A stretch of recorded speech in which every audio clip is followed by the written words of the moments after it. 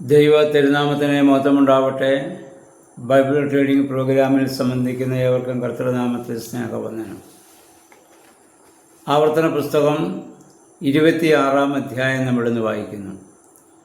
26-ാം അധ്യായത്തിൻ്റെ 1 മുതൽ 11 വരെയുള്ള വാക്യങ്ങളിൽ, നിലത്ത് നീ കൃഷി ചെയ്തിട്ട് ദൈവം നിനക്ക് സമൃദ്ധമായ അനുഗ്രഹങ്ങളെ നൽകുമ്പോൾ അതിൻ്റെ വിഹിതം ദശാംശം നീ ഒരു കുട്ടയിലാക്കി പുരോഹിതൻ്റെ അടുത്ത് അത് കൊണ്ടുവരണം.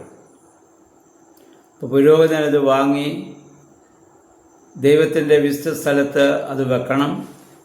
അതിനുശേഷം നീ പറയണം, നിങ്ങളുടെ പിതാക്കന്മാർ വർഷങ്ങളായി നൂറ്റാണ്ടുകളായി അടിമത്തത്തിലായിരുന്നെന്നും അവിടെ ഒരുപാട് പീഡ അവർ സഹിച്ചുവെന്നും എന്നാൽ ദൈവം അത്ഭുതകരമായി അവരെ അവിടുന്ന് വിടുവിച്ചെന്നും പാലും തേനും ഒഴുകുന്ന ഈ ദേശം ഞങ്ങൾക്ക് വാഗ്ദത്തം നൽകിയ ദൈവം യഥാകാലം അത് ഞങ്ങൾക്ക് നൽകിയെന്നും ആ ദൈവത്തിൻ്റെ അനുഗ്രഹം കൊണ്ടാണ് ഈ സമൃദ്ധി ഉണ്ടായതെന്നും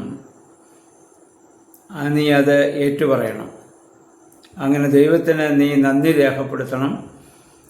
നീ അതിൽ സന്തോഷിക്കണം. നിൻ്റെ ഈ ദശാംശം വാങ്ങി സമർപ്പിക്കുന്ന ലേവ്യരുൾപ്പെടെ എല്ലാവരും അത് സന്തോഷിക്കുന്ന അനുഭവം ഉണ്ടാകണം. എന്തുകൊണ്ടെന്നാൽ ദൈവത്തെ നിങ്ങൾ മറക്കാതിരിക്കുന്നതിനാണ്. പ്രിയമുള്ളവരെ, അതെന്തുകൊണ്ടെന്നാൽ നിൻ്റെ വിളവുകൾ നിനക്കുണ്ടാകുമ്പോൾ നിൻ്റെ ബുദ്ധി കൊണ്ടോ നിൻ്റെ കഴിവ് കൊണ്ടോ നിൻ്റെ അധ്വാനം കൊണ്ടോ അത് ഉണ്ടായി എന്നതിനേക്കാൾ ദൈവം അനുഗ്രഹിച്ചതാണെന്നുള്ള ബോധ്യമുണ്ടാകുന്നതിനാണ് അപ്രകാരം ചെയ്യുന്നത്. ഇന്ന് ആധുനിക കാലത്തെ മനുഷ്യന് എല്ലാ തലങ്ങളിലും സമൃദ്ധി ഉണ്ടാകുമ്പോൾ, വിജയമുണ്ടാകുമ്പോൾ അവരവരുടെ കഴിവ് മാത്രമായി അതിനെ നമ്മൾ പ്രകീർത്തിച്ച് കേൾക്കാറുണ്ട്. എന്നാൽ ഒരുവന് ബുദ്ധി ഉണ്ടെങ്കിൽ ദൈവം നൽകുന്നതാണ്, സാഹചര്യമുണ്ടെങ്കിൽ ദൈവം നമുക്ക് നൽകുന്നതാണ്.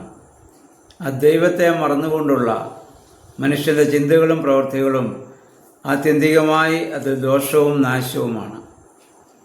എല്ലാറ്റിനേക്കാൾ ഉപരിയായി ദൈവം നമുക്കറിയാം, ഈ അധ്യായങ്ങളിലൊക്കെ ഒരു കാര്യമേ ആവശ്യപ്പെടുന്നുള്ളൂ: ദൈവത്തോടുള്ള ബന്ധം നിലനിർത്തുക, ദൈവത്തിന് നന്ദി രേഖപ്പെടുത്തുക, ദൈവത്തെ സ്നേഹിക്കുക. നമ്മുടെ പിതാക്കന്മാരുടെയൊക്കെ കാലത്ത് അവർക്ക് ലഭിക്കുന്നതിനൊക്കെ അവർ ദശാംശം കൊടുത്ത് അവരെപ്പോഴും ദൈവത്തെ മഹത്വപ്പെടുത്തിയും പ്രാർത്ഥിച്ചുമൊക്കെയാണ് അവരുടെ എല്ലാ പ്രവർത്തനങ്ങളും അവർ ഏർപ്പെട്ടിരുന്നതെന്ന് നമുക്ക് അവരുടെ ശിക്ഷണത്തിൽ വളർന്നിട്ടുള്ള എല്ലാ മക്കൾക്കും അറിയാം. എന്നാൽ ഇന്ന് ആ രീതി മാറി എൻ്റെ കഴിവ് കൊണ്ടും എൻ്റെ ശക്തി കൊണ്ടും എൻ്റെ പ്രാഗൽഭ്യം കൊണ്ടും ഞാനെല്ലാം കരഗതമാക്കുന്നുവെന്നുള്ള അഹന്ത മനുഷ്യ മനസ്സിൽ വന്നിട്ട് ദൈവത്തെ മറന്നുകൊണ്ട് ഇന്ന് ജീവിക്കുന്നതായ ഒരു കാലഘട്ടത്തിലാണ് ഞാനും നിങ്ങളും ഇന്ന്. അതിൽ വ്യത്യസ്തമായി ദൈവത്തെ മഹത്വപ്പെടുത്തുമ്പോഴാണ് നമുക്ക് നമ്മുടെ തലമുറകൾക്കും അത് അനുഗ്രഹകരമായി തീരുന്നത് എന്നുള്ള കാര്യം ഒരിക്കലും നമ്മൾ മറന്നുകൂടാ. ഏത് വിളവുകൾ നമ്മൾ വിതച്ചാലും, എത്ര ബുദ്ധിപരമായി നമ്മൾ പ്രവർത്തിച്ചാലും, ഏത് സാഹചര്യത്തിൽ നമ്മൾ പ്രവർത്തിച്ചാലും അവിടെ എല്ലാം ഫലം തരുന്നവൻ സർവശക്തനായ ദൈവമാണ്. അനുകൂലമായ കാലാവസ്ഥകളെ, അനുകൂലമായ സാഹചര്യങ്ങളെ ഒക്കെ ദൈവം നമുക്ക് നൽകുന്നു. അതുകൊണ്ട് മാത്രമാണ് നമുക്കതിൽ നിന്ന് ഫലം ലഭിക്കാൻ സാധിക്കുന്നത്. നമുക്കറിയാം, ഇതിനു മുൻപുണ്ടായ വെള്ളപ്പൊക്കത്തിൻ്റെ കാലത്തൊക്കെ എല്ലാം നശിച്ച സാഹചര്യത്തിൽ മനുഷ്യൻ്റെ ബുദ്ധി കൊണ്ടോ മനുഷ്യൻ്റെ വൈഭവം കൊണ്ടോ അവനൊന്നും നേടാൻ സാധിച്ചിട്ടില്ല. അപ്പം അതുകൊണ്ട് ആ ദൈവത്തെ എപ്പോഴും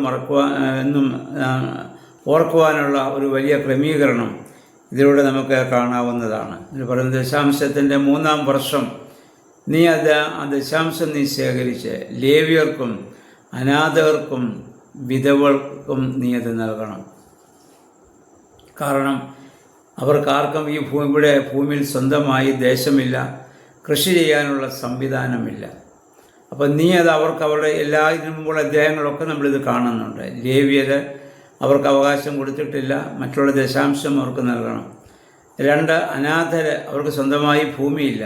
1, വിധവകൾ സ്ഥലമുണ്ടെങ്കിൽ പോലും അവരെ കൊണ്ട് അവിടെ കൃഷി ചെയ്യാനാവില്ല.